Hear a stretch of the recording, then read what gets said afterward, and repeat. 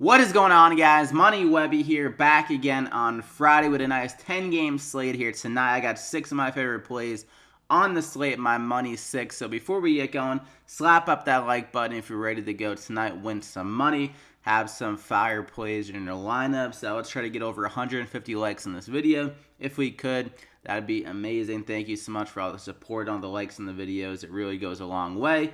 So let's just get into it though. KAWHI Leonard, I'm going to go with him first up. Because we got Kyle Lowry out of this game again, so that means some more usage for a guy like KAWHI Leonard. He had a really good game last time without Kyle Lowry. He dropped to 28, 10, and 6, also 4 steals. And this similar kind of matchup happened recently when they faced the Cavs. Actually, Kyle Lowry was out of that game, and KAWHI dropped 55 DraftKings points, 34, 9, and 2.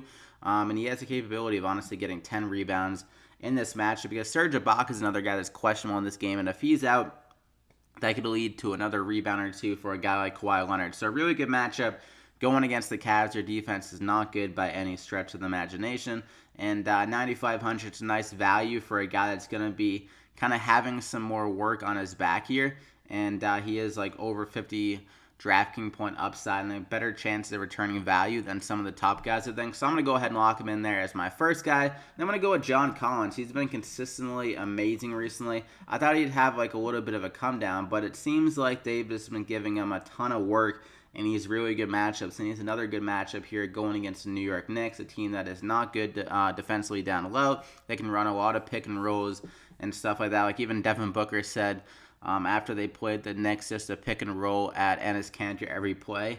So maybe they'll do that with the Hawks, have a pick and roll with John Collins and Trae Young, and he could have a lot of alley-oops and stuff like that and some easier looks around the glass. And he's been getting a double-double almost like every single game recently. He's dropped 45, 43. Like he's been consistently around 40-plus DraftKings points in a lot of these games. The one game where he really struggled was a tough matchup against the Celtics. They are pretty good defensively down low.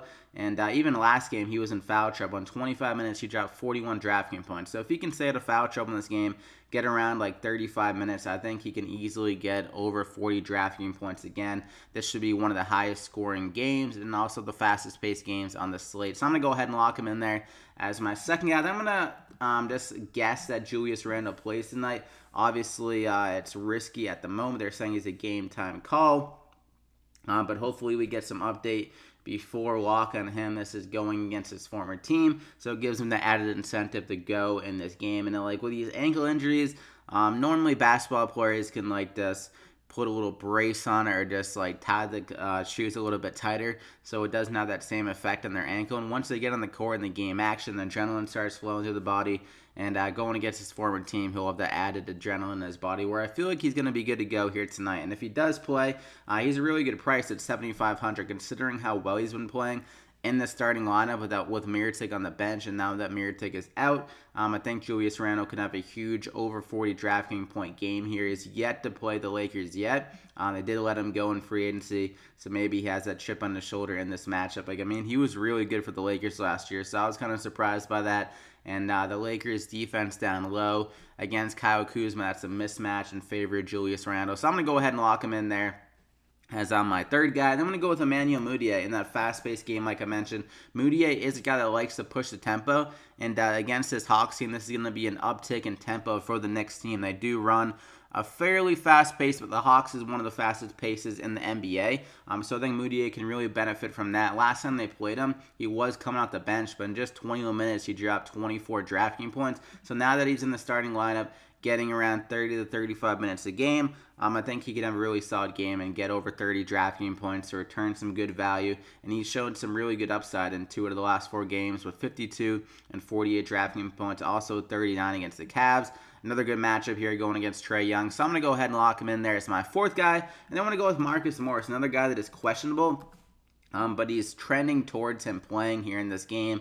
And it's a very similar situation to what happened with Emmanuel Mudiay. He was coming off the bench earlier this year, and he had a really solid game against this Bucks team. In 24 minutes, he put up 11 shots. And recently, his usage has been really solid when he's been playing. I mean, 20 shots against the Wizards, 15 against the Pelicans, 13 against the Knicks. So he's seeing some more looks going his way.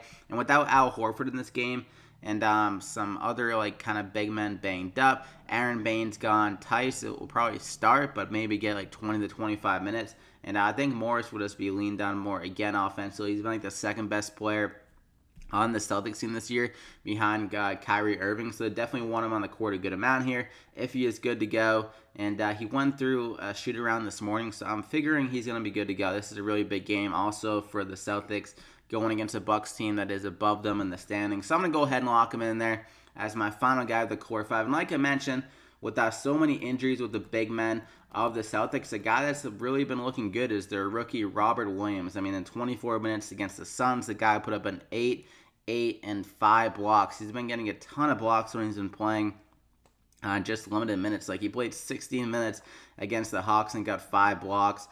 He had 3 blocks against the Pelicans in 26 minutes. He blocked Anthony Davis in that game. So really impressive stuff defensively. And maybe they kind of put him in there because he could maybe counteract a guy like Giannis, who's really just athletic and always around the rim. So he could be really good defensively for them in this matchup. So I'll be very interested in him. Obviously, he has some risk to him because he could just get like 17 minutes if like Tice is playing really well in the starting lineup. And also the Bucks do run a little bit of small ball, but I think you can counteract that with Robert Williams, like I said, have some rim protection. And Kyrie Irving even came out and said after this game against the Suns that he wants to play more with Robert Williams. So you kind of have to listen to your guy that's like the leader of your team, and he might. And Kyrie Irving, like he's no lock to return to the Celtics, so you got to give him what he wants and put Robert Williams out there. I think he can kind of replace that Al Horford role, especially defensively, and also have like a little bit more of that rim ability with the alley-oops and kind of the more power down low. Al Horford's more of a stretch five. If Robert Williams can be like that Capella kind of role on the Celtics team, which could honestly be really good for them at the moment. So at 3,800, I'm going to go ahead and lock him in there as my final guy. The money's 6. So you got your 6 guys. You got Mudiay, KAWHI, John Collins, Julius Randle. Keep updated on him to see if he plays. Marcus Morris, definitely keep updated on him as well. And then Robert Williams. So I hope you enjoyed it. Drop a like if you did. Like I said, over 150 likes would be amazing. Thank you so much. And if you happen to be new here or haven't subscribed, definitely do so to continue to get these NBA DraftKings picks and just kind of research advice on every single slate. So good luck here in this 10-game slate. Comment any questions you might have down below in the video. You can follow me on Twitter at MoneyWebby for any updates on the plays. If they rule out Julius Randle or Marcus Morris before lock, I can update those plays and stuff like that. So good luck, and we'll see you back here again next time.